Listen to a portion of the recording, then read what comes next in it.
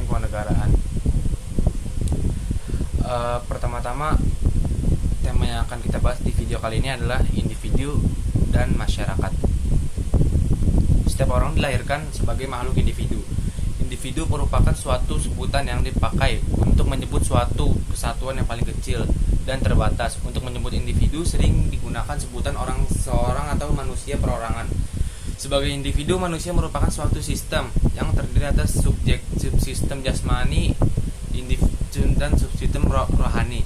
Proses pembentukan individu menjadi pribadi dipengaruhi faktor pembawaan dan faktor lingkungan. Manusia juga membutuhkan manusia lain untuk kelangsungan hidupnya. Untuk itu manusia hidup berkelompok dan membentuk masyarakat. Dalam mengatur kehidupan berkelompok dibuatlah norma atau aturan tentang apa yang boleh dan tidak boleh dilakukan dengan tujuan untuk menjaga kestabilan, keamanan, dan ketertiban bersama. Setiap individu dalam masyarakat mempunyai kedudukan dan peranan yang sangat berbeda, tentu saja, sehingga memungkinkan untuk saling bekerja sama, saling membentuk, saling mendukung untuk mencapai tujuan yang sama. Individu senantiasa berhubungan dengan individu lainnya. Dalam melakukan hubungan tersebut, mereka saling mempengaruhi dan saling menyesuaikan diri, sehingga timbul proses sosial. Proses ini akan berlanjut untuk mempengaruhi perubahan sosial budaya yang ada di dalam masyarakat dan kelompok, dan sangat penting untuk penguasaan individu, masyarakat, serta negara dalam proses sosial budaya bagi guru sekolah dasar. Oke, kita lanjut individu ya. Individu yang pertama itu kita bahas dari manusia selaku individu. Individu adalah seseorang yang manusia secara utuh. Utuh di sini diartikan sebagai sifat yang tidak dapat dibagi-bagi, merupakan suatu kesatuan jasmania dan rohania yang melekat pada diri seseorang. Setiap individu mempunyai ciri khas masing-masing atau berbeda dengan individu lainnya, seperti bentuk fisik, kecerdasan, bakat, keinginan, perasaan, dan memiliki tingkat pemahaman atau arti tersendiri terhadap suatu objek. Jadi individu ini adalah kondisi internal dari seorang manusia yang berfungsi sebagai subjek. Manusia selaku individu mempunyai 3 naluri, yaitu naluri untuk mempertahankan kelangsungan hidup seperti bekerja untuk mendapatkan uang untuk makan, mencari makan. Kedua, naluri untuk mempertahankan kelanjutan penghidupan keturunan. Ketiga, naluri ingin tahu dan mencari kepuasan. Itu sifat-sifat manusia semua ya. Kita bahas ya satu-satu ya. Dari pertama itu naluri mempertahankan kelangsungan hidup. Naluri mempertahankan kelangsungan hidup ini telah menimbulkan berbagai kebutuhan. Salah satu kebutuhan yang paling mendasar adalah kebutuhan fisiologis yang terdiri dari makan, minum, dan perlindungan. Semua kebutuhan tersebut didapat dari lingkungan di mana manusia tinggal, dan dalam memanfaatkan lingkungan tersebut membutuhkan teknologi. Teknologi juga dapat diartikan sebagai cara-cara atau alat yang digunakan manusia untuk memenuhi kebutuhan hidupnya. Yang kedua, naluri untuk mempertahankan kelanjutan penghidupan keturunan. Naluri untuk mempertahankan keturunan menuntut adanya kebutuhan akan rasa aman, safety net ya. Baik dari gangguan cuaca yang tidak nyaman, binatang liar atau manusia lain. Pakaian yang dibuat dari berbagai jenis bahan dan model disesuaikan dengan kondisi cuaca. Perubahan dengan bermacam-macam bahan dan juga bentuk pada dasarnya adalah usaha untuk memperoleh rasa aman dari berbagai gangguan. Adapun keanekaragaman bahan dan model yang dipergunakan sangat tergantung pada lingkungan. Seperti rumah di daerah tropis umumnya dibuat dari kayu atau bambu dengan model atap segitiga atau kerucut yang seringkali dibuat tidak langsung menyentuh tanah tapi bertonggak atau berkolong. Di iklim sedang rumah banyak dibangun dari bata atau tanah atapnya rata datar, sedangkan daerah dibangun dari bata tanah atapnya rata atau datar. Sedangkan di daerah dingin orang Eskimo membuat rumah dari es dengan bentuknya yang bulat saja. Semua itu tergantung pada cuaca dan bahan mentah yang ada di lingkungannya. Yang ketiga, naluri ingin tahu dan mencari kepuasan. Setiap manusia mempunyai naluri untuk ingin tahu tentang sesuatu apa yang ada di sekitarnya, baik itu lingkungan alam maupun lingkungan manusia lainnya. Yang kedua lanjut, manusia sebagai makhluk sosial.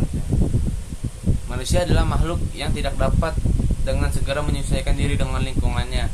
Pada masa bayi, sepenuhnya manusia tergantung pada individu lain. Dia belajar berjalan, makan, berpakaian, membaca, membuat sesuatu sebagainya, memerlukan bantuan orang lain yang lebih dewasa dari dia. Rasa aman secara khusus tergantung pada adanya sistem perlindungan dalam rumah, pakaian, peralatan, perlindungan secara umum lah. Dalam pengertian gangguan kelompok lain akan lebih mudah diwujudkan kalau manusia berkelompok. Lanjut ke selanjutnya, masyarakat ya. Masyarakat dalam bahasa Inggris itu disebut society, artinya sekelompok manusia yang hidup bersama, saling berhubungan dan mempengaruhi, saling terikat satu sama lain sehingga melahirkan kebudayaan yang sama. Pengertian sekelompok manusia di sini tidak mempunyai batas yang jelas, harus beberapa orang, tetapi jumlahnya minimal 2 orang ya. Kalau untuk bisa disebut masyarakat ya. Anderson dan Parker atau Andris dalam kurung Andri Susanto itu tahun 1997 menyebutkan secara rinci bahwa masyarakat adalah pertama adanya sejumlah orang, kedua tinggal dalam suatu daerah tertentu, ketiga mengadakan hubungan satu sama lain, empat saling terikat satu sama lain karena mempunyai kepentingan bersama, lima merupakan satu kesatuan sehingga mereka mempunyai perasaan solidaritas, enam adanya saling ketergantungan ya. Masyarakat mempunyai suatu sistem yang diatur oleh norma-norma aturan tertentu dan menghasilkan kebudayaan. Dua, status. Kita lanjut ke status dan peran individu masyarakat. Individu dalam masyarakat ya. Setiap individu dalam masyarakat mempunyai peran atau role sendiri dengan kedudukan status yang berbeda. Tentu saja karena ada yang miskin, ada yang kaya, ada yang cantik, ada yang jelek, ya itu udah berbeda-beda lah. Dan itu patut kita syukuri juga. Terus peran adalah pola perilaku yang diharapkan dari seseorang yang mempunyai posisi atau status tertentu, sedangkan kedudukan atau status adalah posisi seorang dalam kelompok. Mengingat setiap individu mempunyai kepentingan yang beragam, maka setiap individu mempunyai kepentingan yang beragam, maka setiap individu dapat berstatus dan berperan di beberapa kelompok sesuai dengan kepentingan itu. Jadi setiap individu harus berperilaku atau berperan sesuai dengan kedudukannya agar dia dapat diterima dan diakui keberadaannya. Karena setiap organisasi mempunyai aturan sendiri, maka sanksi yang diberikan oleh setiap organisasi kepada anggota yang melanggar pun pasti berbeda, nggak selalu sama. Sanksi ini bertujuan untuk menjaga keutuhan, keseimbangan, kestabilan kelompoknya sehingga tujuan kelompok dapat tercapai. Dalam kehidupan sehari-hari, setiap orang mempunyai peran dan tugas yang berbeda. Tugas dokter seperti mengobati orang, polisi menjaga dan mengayomi masyarakat. Tapi masing-masing saling membutuhkan, saling bekerja sama untuk mencapai tujuan sama, yaitu terpenuhnya kebutuhan dan mencapai kesejahteraan di kehidupan kita. Dengan demikian peran dan kedudukan sangat penting untuk menjaga keseimbangan dan integritas sosial. Kedudukan atau status seorang dalam masyarakat ada 2 macam, yaitu ascript status, yaitu kedudukan yang diperoleh tanpa melalui perjuangan atau usaha sendiri, biasanya diperoleh melalui kelahiran, seperti anak yang bergelar raden. Otomatis anaknya juga bergelar raden. Seorang anak menjadi raja karena ayahnya adalah raja, seperti itulah, kayak warisan gitu, warisan ayahnya atau apa ya. Terus ada juga status yang didapatkan secara usaha atau perjuangan sendiri, yaitu chief status. Seorang menjadi direktur sebuah perusahaan karena memang ia rajin. Pula status seorang menjadi guru karena ia berhasil masuk dan belajar dengan baik di IKIP. Status ini bersifat terbuka, artinya setiap orang dapat mencapainya atau meraihnya karena kemampuan masing-masing dan individu berprestasi. Setiap status dan kedudukan mempunyai perangkat simbol atau lambang yang dapat mencerminkan statusnya. Seperti orang berstatus ekonomi tinggi tercermin dari bentuk dan luas rumah. Seorang guru tercermin sikap dan pakaiannya. Seorang TNI pun dari kegagahannya dan pakaiannya. Seorang dari golongan ningrat akan tampak dari cara berbicara dan sopan santunnya. Banyak simbol-simbol yang dapat mencerminkan status atau kedudukannya seseorang dalam masyarakat. Dengan demikian, status dapat disebabkan oleh posisi dalam pekerjaan, pemilikan, kekayaan, agama, dan faktor biologis seperti jenis kelamin. Kalau kita kaitkan individu ke Pancasila ini, sepertinya mengingat individu adalah anggota masyarakat dan negara, maka kesejahteraan, keutuhan, dan keamanan masyarakat dan negara diawali dari kesejahteraan, sikap dan perilaku individu. Kalau etika dan norma dipahami, dipatuhi dan dilaksanakan oleh setiap individu, maka tujuan hidup bermasyarakat dan bernegara pun dapat dengan mudah dapat dicapai. Kualitas masyarakat dan negara ditentukan pula oleh kualitas individu.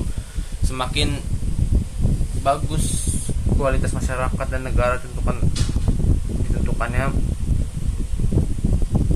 maka semakin maju juga negara-negaranya.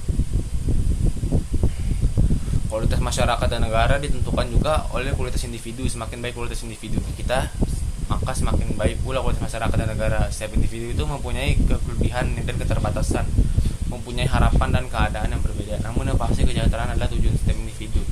Pancasila memberikan arahan dan pedoman dari kesejahteraan yang ideal. Yang diinginkan oleh setiap manusia itu kesejahteraan yang menyelesaikan antara harapan kenyataan antara lain lahir dan batin, antara jasmania dan rohaniah, dunia dan akhirat. Ada pula masyarakat secara struktur sosial budaya. Masyarakat merupakan suatu sistem sosial budaya, arti terdiri dari sejumlah orang yang berhubung secara timpal balik melalui budaya tertentu. Mereka saling berpengaruh dan mempengaruhi dengan menggunakan norma yang sama untuk mencapai tujuan yang sama pula. Sistem terdiri dari berbagai unsur, komponen atau perilaku yang saling terkait satu sama lain sehingga membentuk satu kesatuan. Pola perilaku dari setiap individu dan masyarakat bersusun sebagai suatu sistem disebut struktur sosial. Struktur berasal dari kata struktum yang artinya menyusun, membagi, mendirikan. Contoh di sekolah terdapat struktur sebagai berikut: ada sekolah-sekolahnya, ada guru, ada murid, pegawai, TU, dan lain-lain. Semua orang ada di sekolah tersebut saling berinteraksi, saling berhubungan, dan saling mempengaruhi sehingga sekolah sebagai lembaga pendidikan dapat berfungsi dengan baik. Kalau salah satu unsur dari sekolah tersebut tidak ada, misalnya guru, maka proses pendidikan tidak akan berjalan dengan baik. Misalnya guru, maka proses pendidikan tidak akan berjalan dengan baik. Di sekolah dengan mempunyai norma, misalnya murid harus datang tujuh memakai seragam, sepatu yang telah ditentukan, tidak boleh merokok di lingkungan sekolah sebagainya. Kepala sekolah itu kan sudah termasuk dalam norma-norma atau peraturan yang terdapat di sekolah, dan jikalau peraturan itu dilanggar maka akan ada namanya sanksi, yaitu hukuman untuk pelanggaran. Dalam sistem sosial selalu berhubungan dengan peran role dan kedudukan status. Kepala sekolah, guru, murid, pegawai, administrasi di atas mempunyai kedudukan yang berbeda. Nah, karena itu tugas dan peran yang dilakukan pun berbeda pula, tapi merupakan satu kesatuan untuk saling mendukung dan memperlancar segala kesusahan yang ditimbulkan oleh masyarakat tersebut. Setiap individu mempunyai ciri dan kemampuan sendiri seperti jenis kelamin, bentuk fisik, perasaan, bakat, minat, kemampuan berpikir, dan berkarya. Perbedaan ini menyebabkan timbulnya perbedaan sosial atau diferensi sosial dimanapun. Perbedaan sosial bersifat itu universal, yaitu artinya memiliki dan dimiliki oleh setiap masyarakat dimanapun. Hanya bentuk dan derajatnya saja yang berbeda. Contoh pada masyarakat pemburu dan peramu, berbeda sosial dengan berdasarkan jenis kelamin, usia, keterampilan berburu. Berburu dilakukan oleh lelaki, sedangkan usia dan keterampilan berburu atau meramu mengumpulkan tumbuhan lebih banyak dilakukan oleh kaum wanita. Laki-laki yang punya keterampilan berburu tinggi dan berburu umumnya lebih dihargai. Hasil buruan mereka di bagian yang usianya lebih tua mendapatkan bagian paling baik hati, misalnya bagian tertentu sebagai binatang kita seringkali dianggap sebagai lambang keberanian, sehingga siapa yang paling banyak mendapatkan semakin dihargai. Pada masyarakat teknologi sudah maju, perbedaan sosial lebih banyak disebabkan oleh adanya perbedaan keahlian sehingga timbulkan aneka ragam profesi seperti dokter, guru, perawat, supir, petani, dan sebagainya lah. Perbedaan bentuk fisik manusia yang meliputi warna kulit, warna rambut, warna kelopak mata, bibir, itu menyebabkan timbulnya perbedaan ras dalam kehidupan bermasyarakat. Oke, sekiranya itu saja tadi yang dapat saya sampaikan. Jikalau ada kesalahan mohon dimaafkan, dan tujuannya dibuatnya video ini adalah untuk melengkapi tugas mata kuliah pendidikan kewarganegaraan. Sekian dari saya, Iqbal Fikriansyah, mahasiswa Administrasi Publik Fakultas Ilmu Sosial Ilmu Politik Universitas Muhammadiyah Jakarta. Sekian dari saya. Assalamualaikum warahmatullahi wabarakatuh.